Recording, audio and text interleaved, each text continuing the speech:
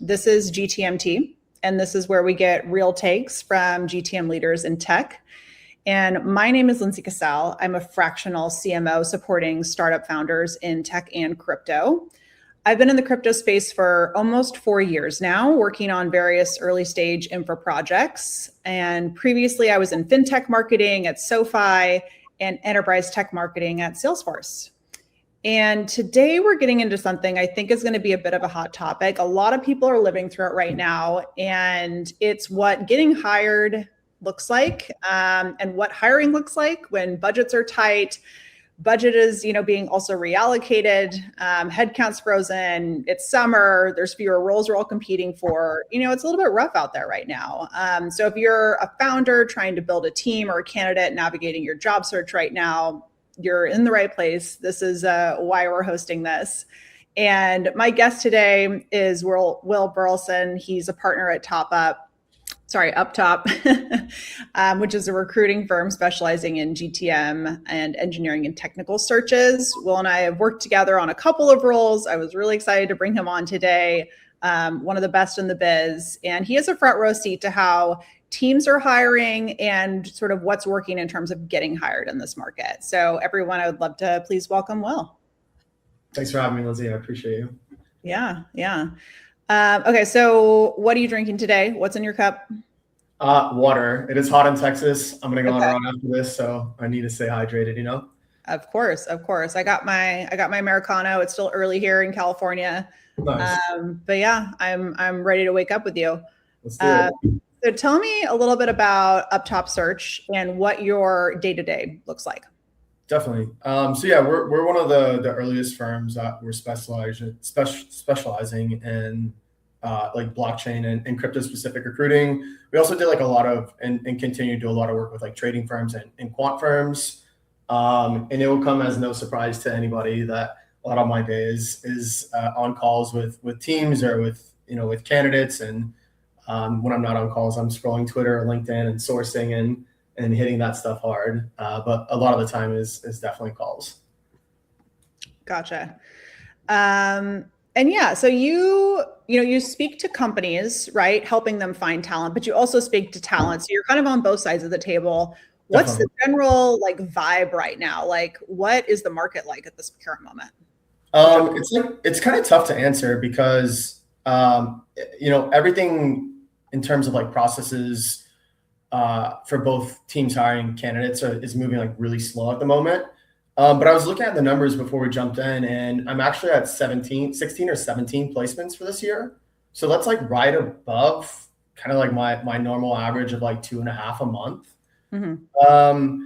I would say if you're an institutional or if you have fintech experience, you're somebody who's very in demand if you have these skills and you're in sales or BD. And jokingly, if you're in New York, that doesn't hurt either. But it's tough. Things usually slow down in summer as well. Mm-hmm. So it can be a tricky market for a lot of candidates to navigate, honestly. But yeah. And if summer is part of the issue, in your opinion, when do you think it'll pick back up? I'm hoping fall time frame. I think historically that's one of my stronger, if not stronger months. So August, September, when the VCs come back from their trips in Greece and summer starts to wind down and people get back into routine. I'm hoping things pick up in fall, maybe September, October timeframe. Yep. Okay. Well, sooner the better. Definitely. I think too, something I've been hearing a lot just with speaking with clients is, one of the first questions I get is how are you using AI? And that's just table stakes at this point. Everyone needs to be using it. No one's hiding it anymore. So, it's kind of reshaping the workforce and how, employees are expected to produce. So also what does that mean for headcount? Are you seeing companies hiring less? Are they hiring more specific? Are they hiring more senior level roles? How is that affecting how companies are hiring? Yeah, I mean, I think if you look in broader tech, a lot of the bigger tech companies have had widespread layoffs. And I don't know if any of them have come out and said, hey, we've reduced headcount because of AI. But once it happens, it starts to become more social consensus and more people pulled the trigger on that. I think like for like crypto and blockchain specifically, I think the Dune one was pretty interesting because they came out and said, hey, we're having layoffs because of AI. AI fluency and being able to use AI and build products are a requirement at Dune. And we can do, I don't know if they said this verbatim, but we can do more with less. I thought that was like pretty interesting. And I think that was like a pretty big reduction in force. I think it was like 30-40% of the org. So I think there's obvious downsizing happening to AI because of AI. And then I think it's also creating new roles. Like a fund that we work with is hiring like an AI engineer, like just to create automations and just to be able to build things with AI. So I think when one door closes, another one opens up, hopefully. Yeah, for sure. Okay, well, I'm sure AI will come up a lot more in our conversation, but just like in general, when you're talking to folks kind of like in this current market right now, like we'll consider it a bear market for candidates, what are some like really common mistakes you're seeing people making in their job search, like right now? I mean, only leveraging recruiters or only applying to jobs. I think like if you're doing the same thing that everybody else is doing, and you got to keep in mind that this is the highest volume of layoffs that we've ever seen in the industry. So you're competing with hundreds, if not thousands of individuals. If you're doing the same thing that they are doing, you're probably going to get the same results. So go out there and build something, build your portfolio, go build something with AI. Like go contribute if you're technical, go compete in hackathons, contribute to open source code. Anything that you can do that speaks to and builds your body of work is something that you should be doing to try and stand out. Anything that you can do to stand out and be unique is what I would say. What's like the most, like what's the best example of standing out that you've seen, if you can think of something? That's a good one. I don't know if I have anything off the top of my head. I mean, I've seen like people build all kinds of cool tools with AI. People have built like really like designers have built some like really cool portfolios. Even non-technical people have built like a really cool like Notion resume. Just little things that you can do that I think add up and help yourself stand out. Obviously, you know, in the past, like Twitter has been a really good one if you're in crypto and building your brand and building your network there. I think it's still important, but maybe like in this era of crypto, it's perhaps somewhat less applicable.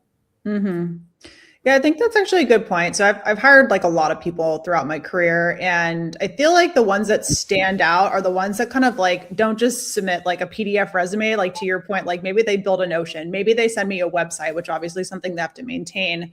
And of course they're sending that to anyone, but it's also like just showing that they're willing to go the extra mile and not just do one. Yeah, right. Neil, that's a good one. Yeah, I have a friend who ended up getting hired at Chainlink, and he sent a video to the hiring manager. He recorded like a video, got the hiring manager's like email or contact information, sent a video of why they should hire him, and they ended up hiring him for like a junior BD position. Pretty cool. No way. Yeah. And that's pretty simple, you know, just like a little, hi, here's who I am. Here's why I deserve to work there. Exactly. Okay. I like that. I like those ideas. If anyone else has ideas, please drop them in the comments. I would love to hear them. Okay, so for companies, so budgets are a little bit tight. You know, raises aren't as much as they were a couple of years ago. What are you seeing like some of the biggest hiring mistakes that like founders are making right now? Whether that's, you know, overhiring or hiring the wrong people or not hiring anyone at all and doing everything themselves. Like what's like the most common things you're seeing? I think like for like teams and founders and specifically early stage ones at that looking to hire, it's not hiring like opportunistically and only, you know, having conversations with candidates and engaging the talent market when you're looking to make a hire. And usually it's critical and it's too late. Always be recruiting, right? So even if you're not like hiring and you don't have a role scoped out, always be having conversations with candidates because maybe it's not the right time for you. Maybe it's not the right time for them, but you build that relationship and who knows, like down the road, you know, when you can revisit it and maybe it's the right time. So I think always be recruiting and having conversations with people, and maybe you're just opportunistically hiring. Like, hey, if we find like this great person, we'll pull the trigger on it. But if you're not having conversations with people, it's probably not going to open that door. Gotcha. Okay, so I think like something I've heard from some friends who are in the market right now is like you get to the end of an interview process, you think everything's gone really well, and then they're like just, hey, like actually, we don't have the right budget or things have changed internally. Like, let's stay in touch. Let's keep the conversation going. Is it worth like keeping the conversation going, or do you just need to like cut your losses and move on? Like, what's the right move there? I mean, recruiters and hiring managers, and I'm guilty of it. Like sometimes you say that as a formality, right? Sometimes there's like an ulterior motive or reason, but like sometimes like it's true, and like they want to stay in touch with you and revisit. I think like if I were a candidate, I wouldn't hang my hat on waiting around for something like that. But you kind of got to see like I think there's context of how the process went and what the reason is, and just having like an honest conversation and how your relationship is with the team and the hiring managers and stuff like that. But I wouldn't wait around if somebody told you, hey, let's revisit this in a couple months or whatever. I would be proactive and start opening up conversations with people in the meantime. Yeah. I think too, people, it is so hard out there that maybe you're just like, oh, I'm going to hold on to that shred of hope and it'll work out. Yeah. But you heard it from Will. Keep looking, and you can always circle back. You can always circle back in a month or two and see maybe there's something new, and you fell off the radar, and then you get back on the radar at the right time.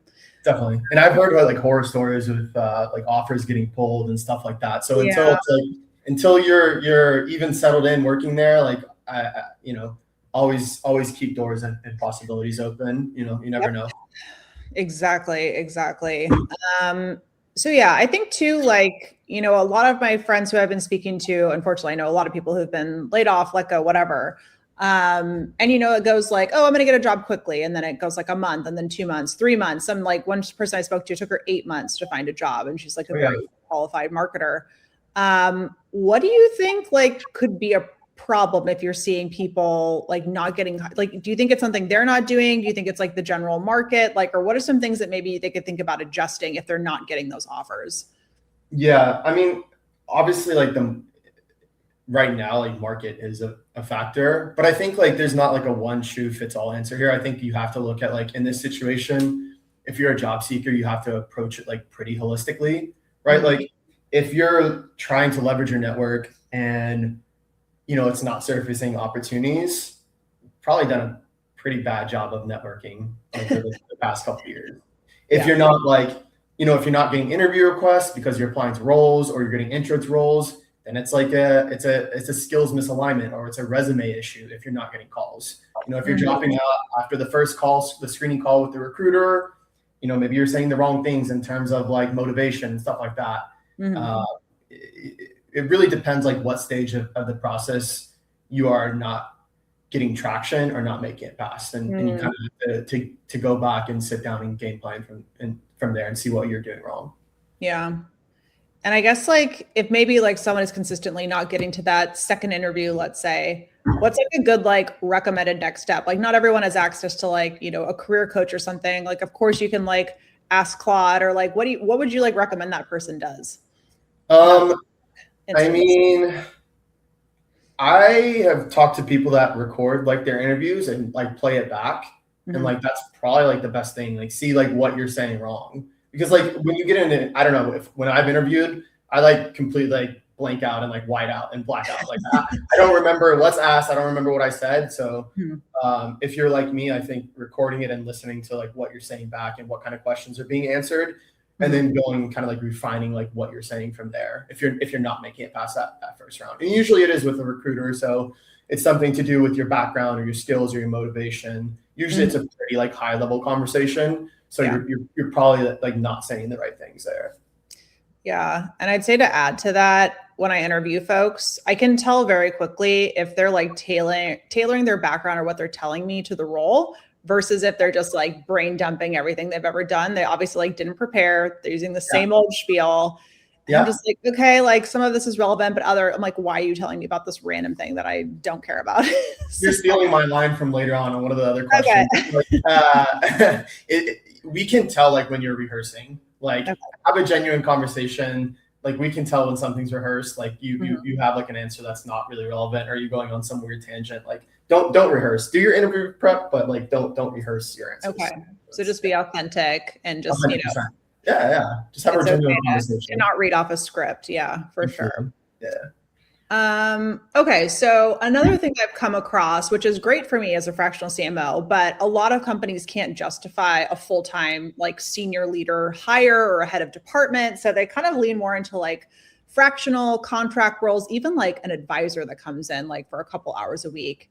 Do you think that that's the right approach that companies should take in this type of environment? Why or why not? And like, let's start there. Yeah. So from like the company perspective, I think like, it can work if it's like a stopgap solution. Mhm. I think there's a lot of like nuance here in these types of situations. Like, what is the need, who the person is, and what are they being brought in to solve? I mean, like I'll leave it there. I think it really just depends on the situation and the company's needs and in that current time and environment. Yeah. Okay. And then if someone's thinking about, repositioning themselves as like someone who does fractional work or contract work, I actually just spoke to someone yesterday who wants to start doing this, and she was looking for advice. How do you think like people can best position themselves for that type of opportunity? Yeah. If you do like go down that path, I think you do have to understand that like if that's something you plan to do for the long term, like there are implications of like you're going to get questions if you're speaking to teams about full-time roles. Like, why do you want to come get a full-time role if you've been like a contractor or if you've been like freelancing? So I think there's that to be like cognizant of. And look, like in this market, from like a candidate's perspective, it's maybe not a bad move just to put food on the table or just to keep getting those reps in and keep that muscle. So I think like similar to companies, it also depends, but depending who it is, it could be a good thing. Mm-hmm. I find also too, what I've seen is it's an incredible opportunity to like test run different companies to see like, okay, could I actually work here like long term? Whereas sometimes you get into a situation, you're like, oh my God, what did I get myself into? There's no way I can stay here for years. So it's actually like a great way to test drive different companies from the candidate's perspective. And actually my last job came from being, a fractional CMO or consultant. So I'll just say that as like another sort of addition. Yeah, no, that's a good point. I think like, if you work with them in some sort of capacity before it's full time, what kind of mess you're getting into, if you're getting into a mess at all. I think like it strengthens the relationship and, going into like a full-time engagement. So yeah, I think it could be a great move to suss things out if you are like a candidate or prospective like employer. Yeah, definitely. And most people might have to start doing that if they can't find a job. Yeah. So like, what does a strong candidate look like to you right now? Like, let's just say like, since this is GTM Tea, like a marketer, let's say, like, what does a strong marketer look like in this environment? And how has that changed from like a strong marketer 2 years ago? Yeah, I think like in previous like cycles of crypto, it's been like, it's been this kind of like hype driven marketer and like very like Twitter and like social and retail heavy, but the marketing roles that I've been placing candidates in and I've been working on, they've been like very B2B focused. They've been like,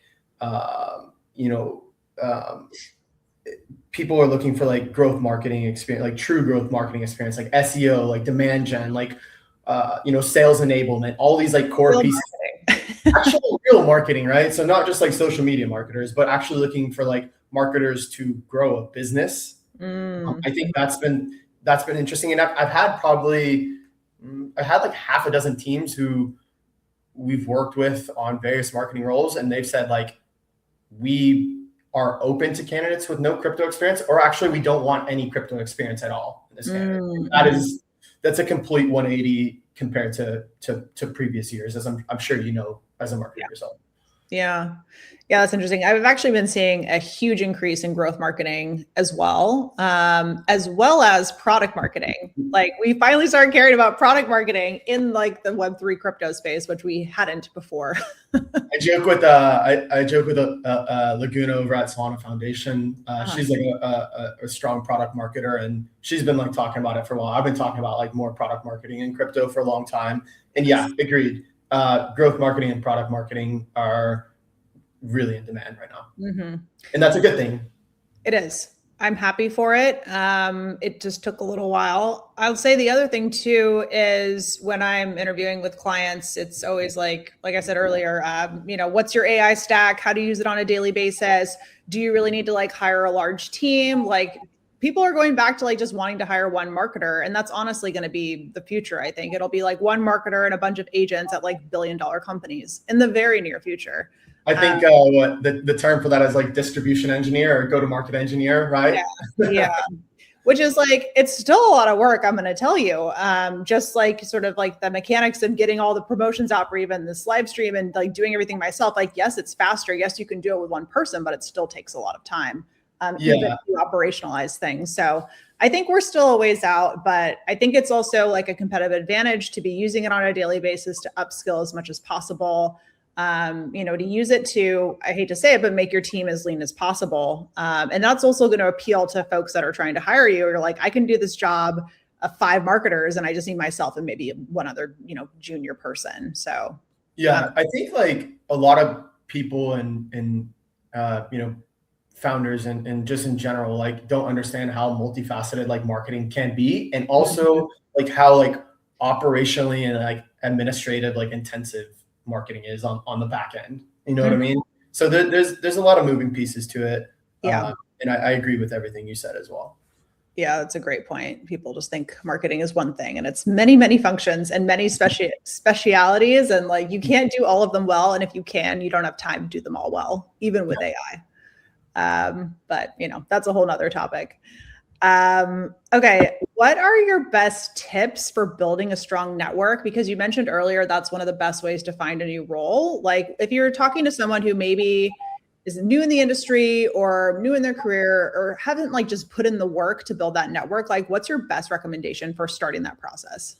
Buy a plane ticket to New York and get a lease. I mean, if you're in crypto, right? Yeah, if you're in crypto. I don't know, because like in like previous years, it was like, grow a personal brand on X and Twitter. Like I said, I think that's, it's still relevant for some roles in teams, but probably slightly less applicable in previous cycles.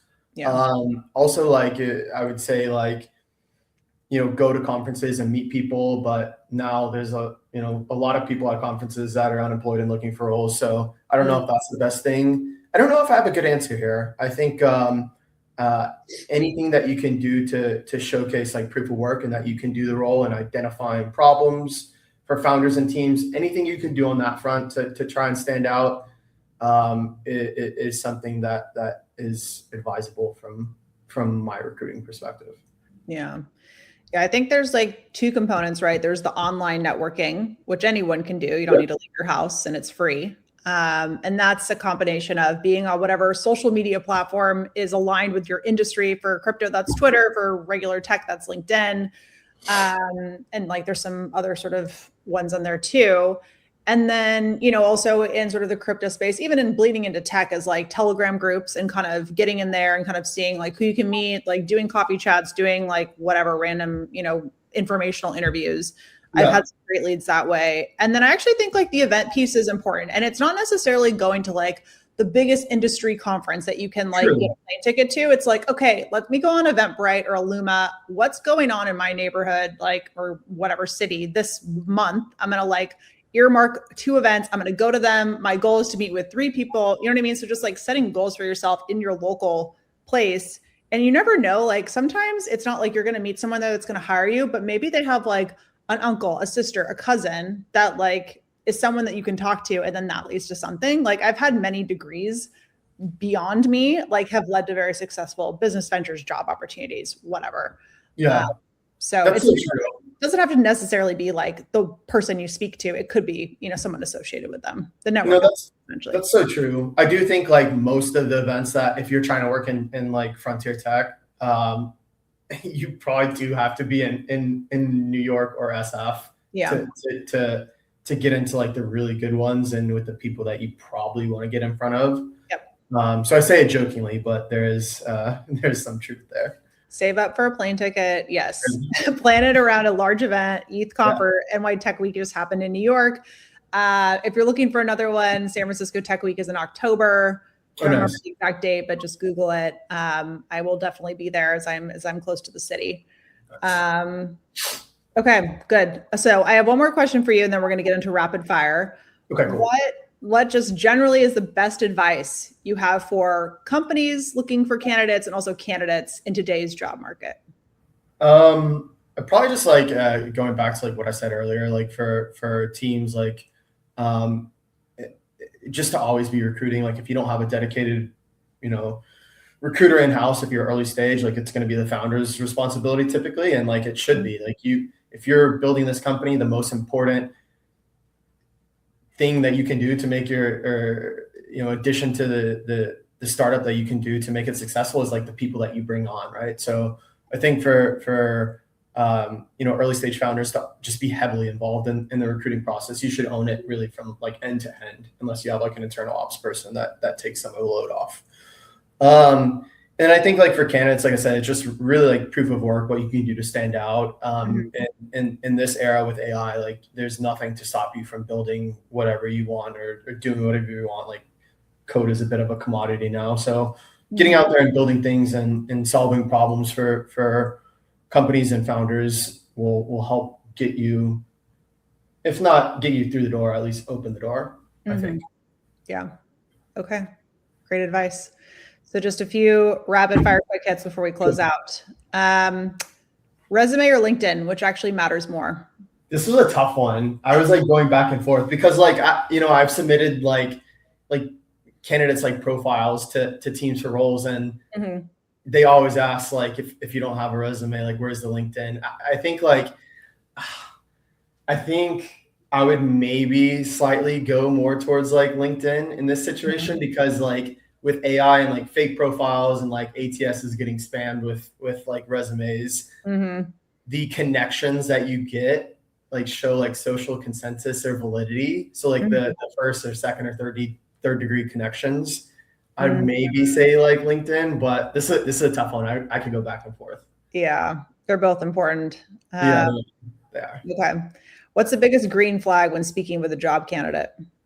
Somebody that just has like a very genuine, like an authentic conversation. Like I said earlier, you can tell when somebody's like, just rehearsing answers or just going through the motions and not really interested. So, when you're really like genuine and authentic to yourself and you have like a really good conversation, like it leaves, it leaves like an impression with that recruiter or that hiring manager, and that's somebody who's going to advocate for you internally to champion, for you to join the team or to get the offer. So because sometimes it's just vibes. It's just like who you vibe with.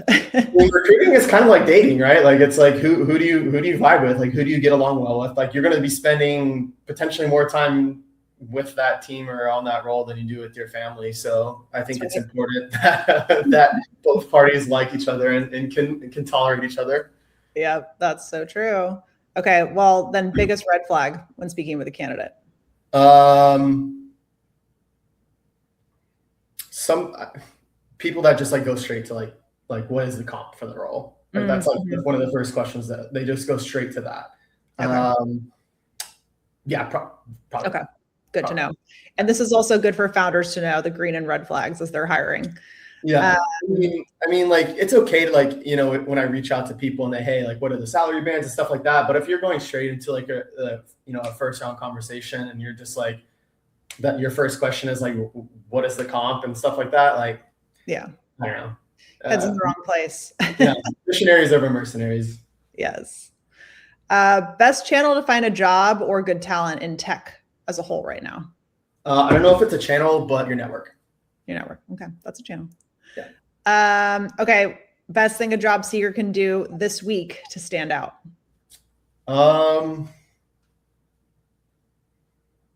Put together a game plan. I think too many people just don't have goals and a structured outline as far as how they should approach their search. Mm-hmm. Put something in Claude, put together like a detailed outline, have goals, stick to those goals, put some sort of structure into your job seeking process. And I think it will be helpful and beneficial to people instead of just kind of winging it and not having any plan at all.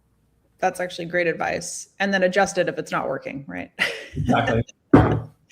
And last one, what's your best interview tip? Yeah, you stole this one from me earlier. But yeah, just like don't have rehearsed answers, right? Like have a genuine like conversation with people, ask thoughtful questions, have them ask, thoughtful questions and give like, and like insightful answers to their questions. And if you don't know something, I would tend to just say, I don't know, instead of, making something up, and just being really authentic and genuine and showing like passion and interest as far as like what they're building and, what you can bring to the table to solve their problems. Great. That's a perfect one to end on. I just want to thank you so much for coming and chatting with me this morning. Where can people find you and UpTop if they want to work together? Yeah. I'm on Twitter at 0xWillTheChill. You can find me on LinkedIn as well. I'm responsive on everything. So either one of those is fine. Great. And I'll send out a recap. I'll tag you. Everyone can go check you and UpTop out. But yeah, thank you everyone for joining us this morning. I hope these are really helpful insights. As I mentioned, I'll share out a recap. And if anyone has any go-to-market tea topics that they want to talk about in the future, just DM me. And yeah, thanks everyone for joining. Amazing. Thanks, Lindsay. Thanks, Will.